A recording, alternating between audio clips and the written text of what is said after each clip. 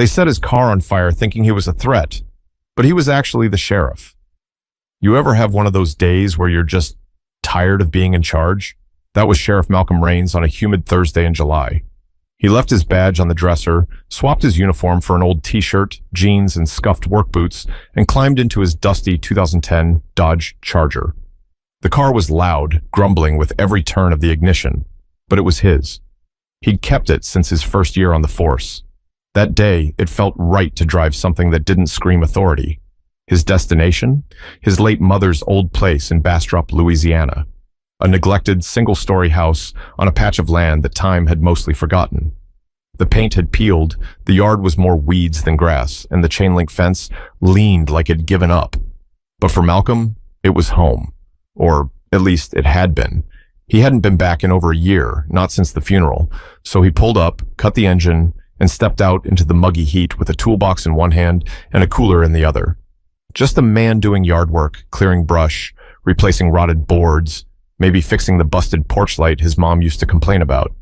He was on the side of the house, tugging at some stubborn vines wrapped around a rusted gutter when he heard tires on gravel. At first, he didn't think much of it. Could have been anyone. Plenty of folks passed through this part of town. But then he heard the doors slam. 2 sets, quick and heavy. He turned around slowly, wiping sweat off his brow. 2 patrol officers in crisp tan uniforms were walking toward him. One was maybe mid-20s, white, tall, and stiff like he was trying too hard to look official. The other was younger, black, with a nervous energy in the way he scanned the yard. Both had their hands resting near their belts. Malcolm narrowed his eyes. "Afternoon," he said, casual but alert. The white officer didn't return the greeting. He just looked Malcolm up and down like he was trying to figure out what box to put him in. "You live here?" he asked flatly. Malcolm straightened up. "Used to. My mother did anyway." "This your vehicle?" The officer nodded toward the Charger. "Yeah, registered to me. Sheriff Malcolm Raines, Clayton County." He didn't pull out his wallet yet. Old habits. First, gauge the room. The younger black officer tilted his head. "You said you're a sheriff?" "That's right. Taking a personal day. Doing a little work on the place. Everything all right, officers?" The white officer didn't seem convinced. "We got a call about a suspicious person loitering near this property. Description matches you." Malcolm's jaw flexed. "Loitering?" He gestured to the gloves in his back pocket. "I'm pulling vines off a gutter, man." "We'll need to see some ID," the taller officer snapped, hand now resting fully on his holstered taser. "Step away from the vehicle." Malcolm held his ground.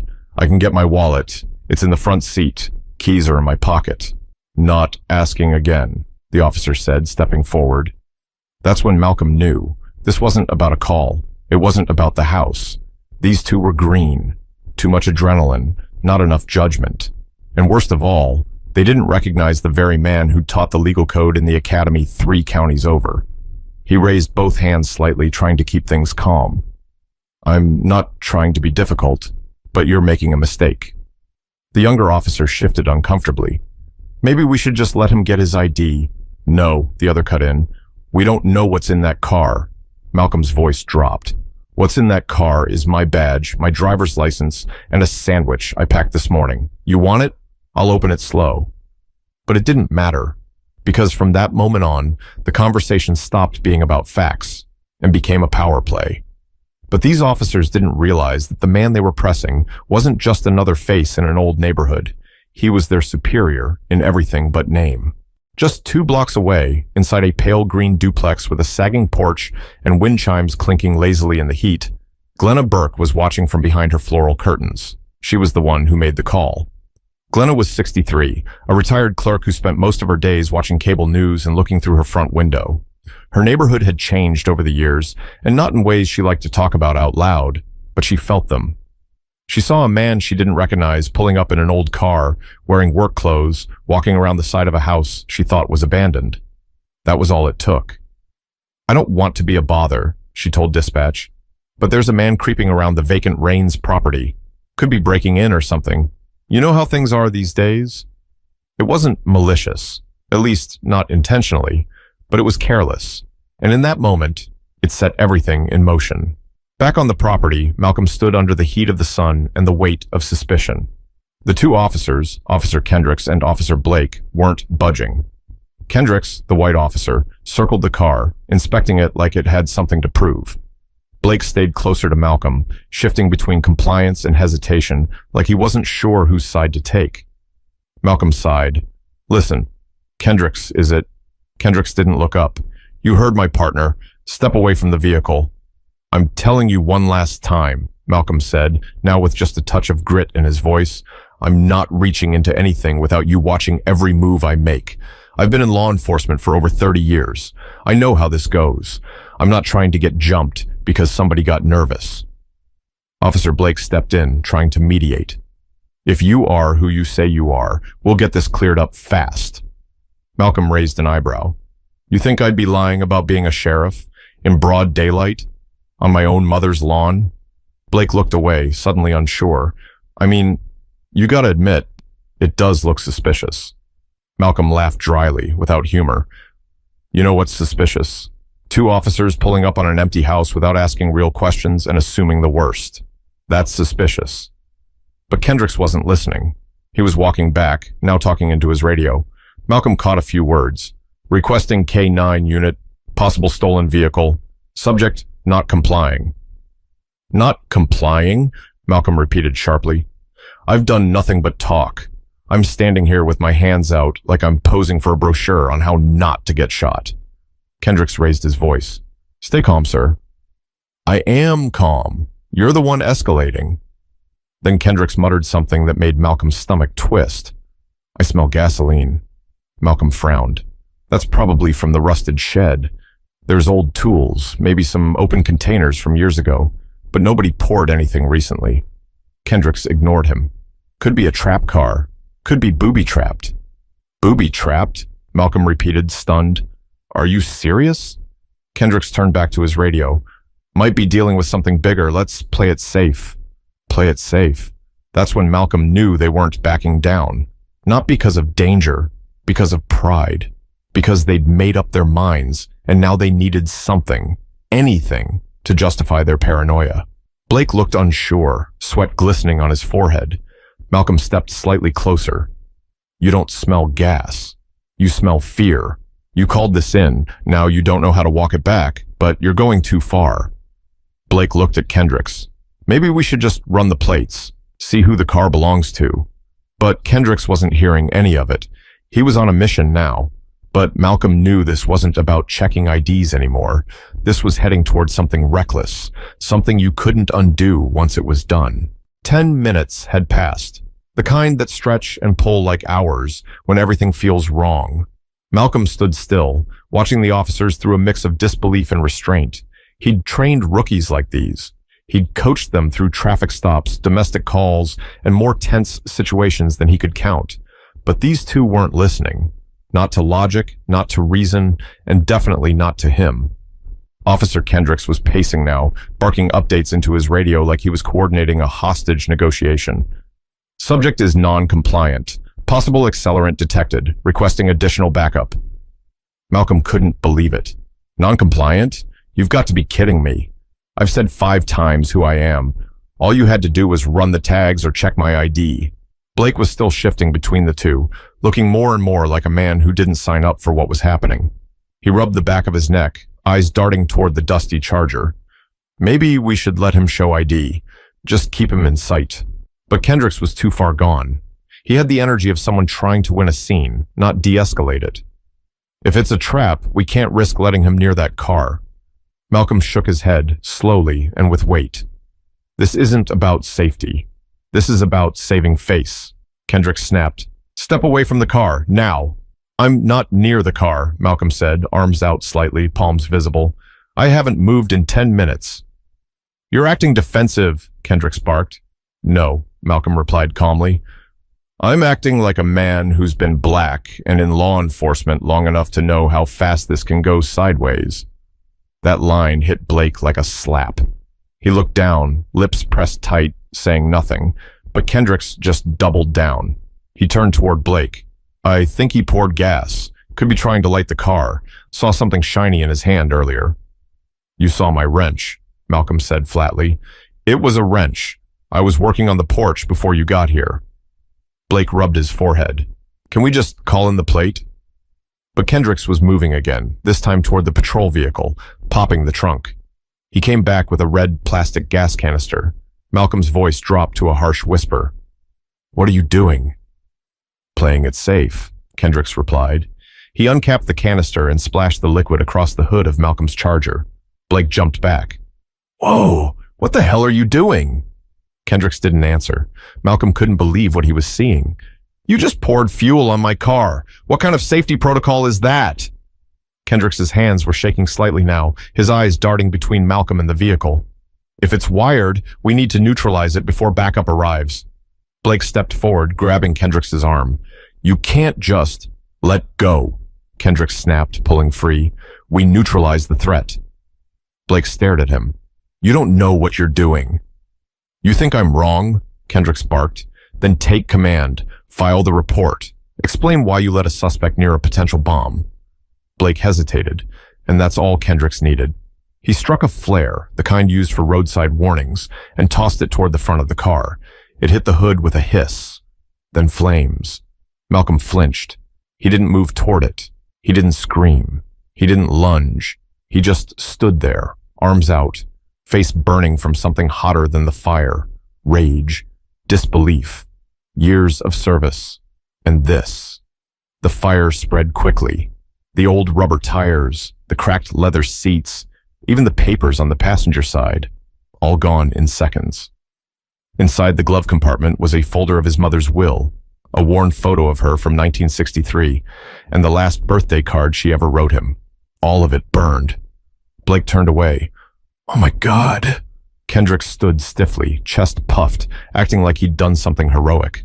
Malcolm watched the flames rise, his eyes locked on the fire but seeing none of it.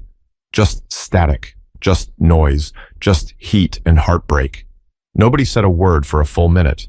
Then Malcolm spoke, softly. "You're going to regret that." But it wasn't a threat. It was the kind of truth that sits in your stomach and grows heavier with every second that passes. The smoke rose like a signal, loud, messy, undeniable. Neighbors started stepping out onto porches, some with phones already recording, some just staring, unsure what they were seeing. Malcolm stayed still, jaw locked, fists clenched but lowered. He didn't blink. His Charger was fully engulfed now. Flames chewed through the trunk. The windshield buckled and popped, spraying bits of glass onto the dry grass. Blake was pacing in small circles, mumbling under his breath. This is not protocol, man. This is not what we do." Kendricks ignored him. His eyes were fixed on Malcolm, as if still trying to figure out what box to force him into. And deep down, maybe he knew. Maybe the pieces were starting to click. The way Malcolm carried himself. The command in his voice, the calm that came not from fear, but from experience. But it was too late now. He doubled down again. "Sir, step away from the vehicle," Kendricks ordered, voice sharp, hollow. The absurdity hung in the air like smoke. The vehicle was gone. Just a burning shell now. Malcolm looked at him like he was asking a man to stop pushing a boulder that already fell off a cliff. "I told you," Malcolm said evenly. "You didn't want to listen." Kendrick stepped closer. "You're not being cooperative." Malcolm didn't move. "And you're not being rational." More sirens in the distance. They were coming fast now. Backup likely. Maybe a fire truck. Maybe someone with more stripes than Kendrick's. Someone who could smell this whole thing for what it really was. Blake looked up. "We need to shut this down. Right now. This is bigger than us." Kendrick snapped at him. "You scared? You think he's going to do something?" Malcolm shook his head slowly, bitter amusement in his eyes. "Do something? Man, I did nothing. I showed up to fix a porch light." That landed hard. The silence afterward felt heavier than before. And then a second cruiser pulled up, tires crunching gravel as it skidded to a stop. Out stepped Lieutenant Gerald Finch, a man in his late 40s with broad shoulders, creased brows, and enough time in uniform to smell a disaster before his boots even hit the ground. He took one look at the scene, Malcolm, the burning car, the two rookies, and his face darkened like a storm cloud. He marched forward. "What in the hell happened here?" Kendrick straightened, trying to pull himself together. "We got a call about a suspicious person, possible stolen vehicle, smelled accelerant. We neutralized the threat." Finch turned to the flames. "Neutralized? That is car?" "Yes, sir." Finch looked to Malcolm. looked hard, then looked again, and something shifted in his face. He blinked, squinting, then stepped forward. Wait, hold on. He turned to Malcolm, slower this time. Is that? Malcolm finally reached into his back pocket and pulled out a half-melted badge holder, charred around the edges, but still readable. Finch's jaw locked. Sheriff Malcolm Rains, Clayton County. Blake took a full step back. Kendrick stuttered. You're... I told you, Malcolm said, low and bitter, over and over again. Finch turned, face red. You poured fuel on a sheriff's car and set it on fire? Kendricks tried to justify. Sir, we thought... You thought? Finch barked. You thought what? That a 30-year lawman came out here to stage a damn explosion? That he decided today was the day he was going to fake a break-in at his mother's house? Blake stayed quiet, shoulders sagging under the weight of it. Finch looked at the fire again, now mostly smoke and twisted metal. This is going to turn into a lawsuit, he muttered, then louder. Get the fire crew over here. Get these people off their phones. And someone better start explaining why we've got a sheriff's personal vehicle burning like a bonfire in the middle of Bastrop. Malcolm didn't say anything. He didn't need to. The neighborhood had seen it. The phones had caught it. The truth didn't need shouting anymore. It was visible, undeniable. And even now, with the truth out in the open, nobody could look him in the eye.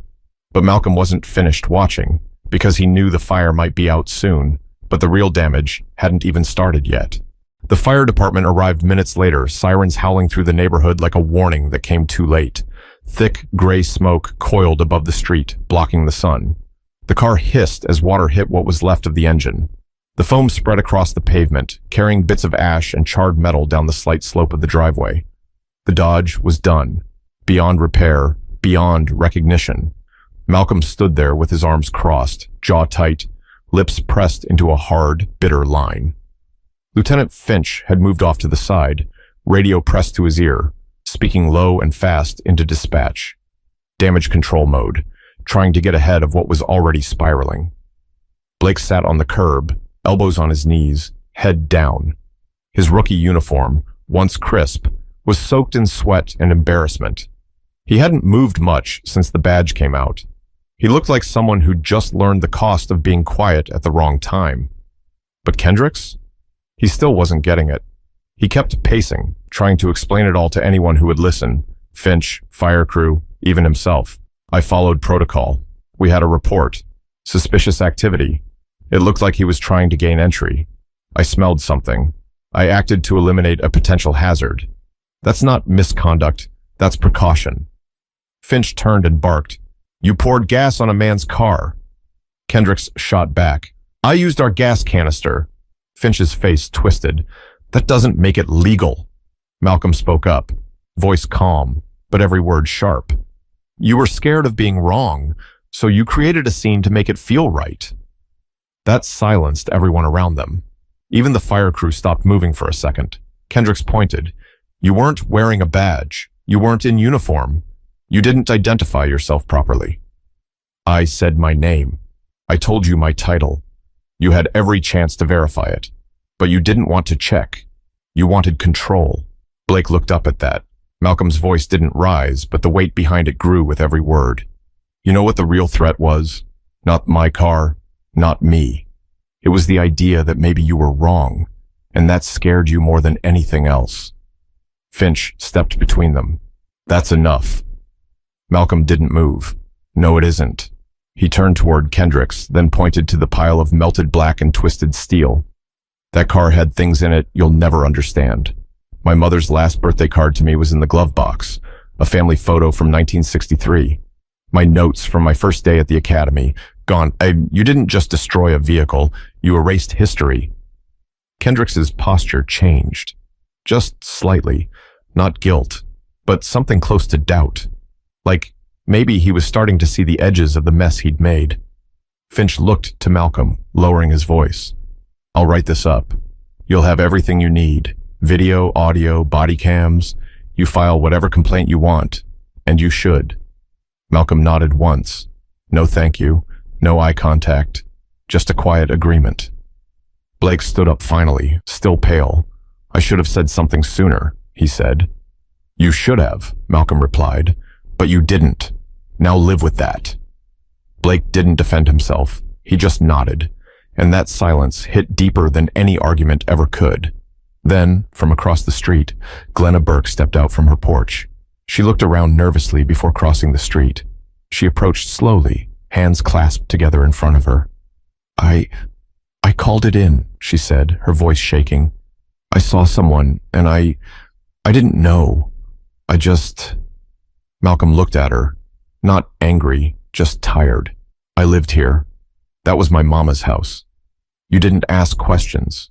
You just assumed. I'm sorry, she whispered. I believe you, he said, but sorry doesn't rebuild memories. She didn't say another word. She turned and walked away, shrinking with every step. But even as the fire burned out and the smoke began to clear, Malcolm knew the hardest part hadn't hit yet, because accountability was always the slowest thing to arrive. The fire was gone, but the smell stayed. Burnt rubber, scorched leather, fried wiring. It clung to the air, thick and bitter. A scent that would stick to Malcolm's clothes, his skin, maybe even his memory. The Dodge Charger, once loud, dependable, and full of history, was now nothing but a blackened carcass.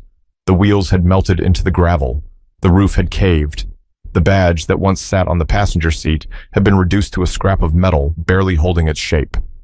And still, Malcolm hadn't raised his voice once. Not when they questioned him like a criminal. Not when they ignored his name. Not even when they lit the match that destroyed everything.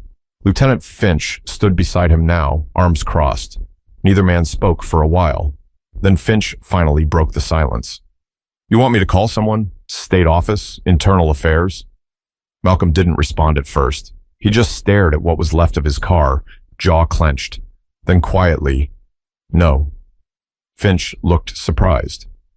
No? I'll handle it, Malcolm said. You sure? Malcolm nodded once. Too sure.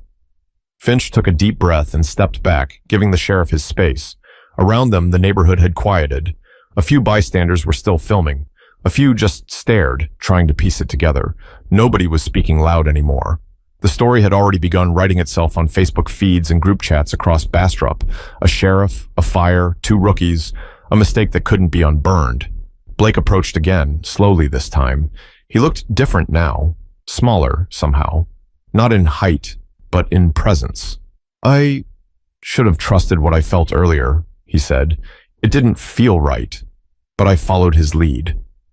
Malcolm studied him for a moment, then said something Blake didn't expect. That's the kind of choice that follows you. Blake looked down. I know. Then learn from it, Malcolm added, voice steady. And make sure the next time someone needs you to speak up, you don't freeze. Blake nodded, not defensively, not to be polite, but like he meant it. Then he stepped away. Kendricks didn't come back over. He stood near the squad car, arms crossed, sunglasses back on, like hiding his eyes would hide what he'd done. He didn't look sorry. He looked worried. Malcolm didn't care anymore. That wasn't his problem. Finch walked back over with a clipboard and a pen. Need anything written down before you go? Malcolm shook his head. I'll file it officially. You want to ride back to town? Malcolm stared at the ruins of his car for a long second before answering. No, I'll walk. Finch hesitated, then nodded. If you need backup on this, I won't, Malcolm said. Finch gave him a small nod, respectful this time, then turned and left him alone. Malcolm walked toward the road, slow, steady. The sun was lower now, casting long shadows across the gravel. His boots crunched each step, the silence wrapping around him like armor. He didn't look back. He didn't have to. But deep down, Malcolm knew this wasn't the end. It was just the part where people started watching for what he'd do next. The next morning, Malcolm was back at the station. Fresh shave, clean uniform, the gold star on his chest polished and gleaming. He walked in without a word, just the sound of his boots echoing down the hallway. Deputies and staff paused when they saw him. A few nodded. A few looked away. News traveled fast in small-town law enforcement, and what happened in Bastrop was already the talk of every precinct from Monroe to Lake Providence. Malcolm didn't speak to anyone. He headed straight to his office, closed the door behind him, and sat at his desk. He opened his laptop, clicked New Report, and started typing. Not with emotion, not with rage, but with clarity, detail by detail, timeline, badge numbers, dialogue, the smell of smoke, the feeling of being told to step away from the life he'd built with honor. He didn't embellish, he didn't soften, he just told the truth. When he was done, he printed it, signed it. Then, from his drawer, he pulled out the twisted metal scrap that used to be his badge, warped, blackened, but still faintly recognizable. He set it on the desk. Later that day, he met with State Inspector Regina Holt, who'd already reviewed the footage and body cam logs. She was direct, no nonsense, listened more than she talked. After reviewing everything, she asked him, "Do you want them fired?" Malcolm didn't answer right away. He looked at the photos of the burned car, the heat map from the K9 team that never even showed up, the face of Glenna Burke through a neighbor's phone video as she watched the car go up in flames. Then he replied, "I want them to learn, but more than that, I want everyone in this building to remember that no title, no uniform, no seniority protects you from being treated like a suspect when someone's afraid of the truth." Regina nodded slowly. "There'll be consequences." "There should be," he said, "for all of it."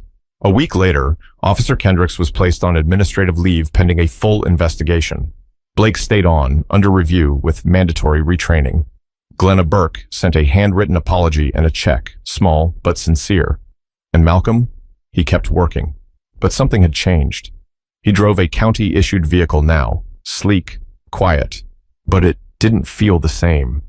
The old Charger had memories, soul. That car had taken him to arrests, funerals, birthdays, and his mama's church. It was more than transportation. It was a piece of him. And what they burned wasn't just metal. It was trust. So from then on, he made it a point to walk the floor more, check in with the youngest deputies, ask hard questions in training. And when someone pulled a rookie aside to tell the story of what happened to Sheriff Raines in Bastrop, he didn't stop them. Because the lesson had to live longer than the flames. At the front of his office, right under the plaque with his name, he mounted the damaged badge, framed in glass, bent, blackened, still his, still earned. Because respect isn't given by a title, and real authority isn't in the badge. It's in how you carry yourself when no one else sees your worth. If this story hit you, don't just walk away. Ask yourself what you would have done if you were Officer Blake, or Glenna, or even Kendricks. Speak up when it matters. Question what you think you know, and if you ever have power, use it right. That's how we make sure justice isn't just a word, it's a promise.